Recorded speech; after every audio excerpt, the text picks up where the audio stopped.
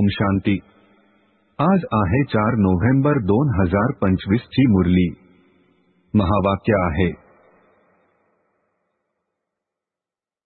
गोड मुलांनो, आता तुम्ही सत्य बाबा द्वारे सत्य देवता बनता आहात, म्हणून सतयुगामध्ये सत्संग करण्याची आवश्यकता नाही। प्रश्न: सतयुगामध्ये देवताकडून कोणतेही विकर्म होऊ शकत नाही असे का? उत्तर: कारण त्यांना सत्य बाबाकडून वरदान मिळालेले आहे। विकर्म तेव्हा होते जेव्हा रावणाचा शाप मिळायला सुरुवात होते। सतयुगत्रेतामध्ये आहेच मुळी सद्गती, त्यावेळी दुर्गतीचे नावही नसते। विकारच नाहीत ज्यामुळे विकर्म होतील।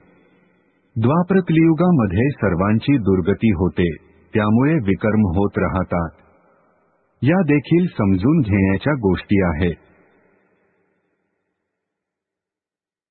धारणेसाठी मुख्य सारांश: 1. कर्म, अकर्म आणि विकर्माच्या गुह्य गतीला बुद्धीमध्ये ठेवून आता कोणतीही विकर्म करायची नाही, ज्ञान आणि योगाची धारणा करून इतरांना सांगायचे आहे। 2. सत्य बाबांचे सत्य ज्ञान देऊन मनुष्यांना देवता बनविण्याची सेवा करायची आहे।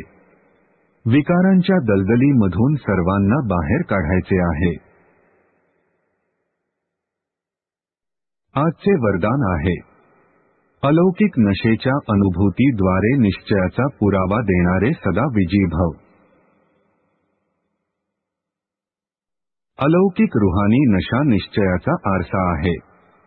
निश्चयाचा पुरावा आहे नशा, आणि नशेचा पुरावा आहे आनंद। जे सदैव नशेमध्ये आणि आनंदामध्ये राहतात, त्यांच्या समोर मायेची कोणतीही चाल चालू शकत नाही। निश्चिंत बादशहाच्या बादशाहीमध्ये, म्हणजेच राज्यामध्ये, माया येऊ शकत नाही। अलौकिक नशा सहजच जुन्या संसाराला अथवा जुन्या संस्कारांना विसरायला लावतो। म्हणून सदैव आत्मिक स्वरूपाच्या नशेमध्ये, अलौकिक जीवनाच्या नशेमध्ये, फरिश्तेपणाच्या नशेमध्ये अथवा भविष्याच्या नशेमध्ये रहा, तर विजयी बना। स्लोगन आहे, मधुरतेचा गुणच ब्राह्मण जीवनाची महानता आहे, म्हणून मधुर बना आणि मधुर बनवा। ओम शांती।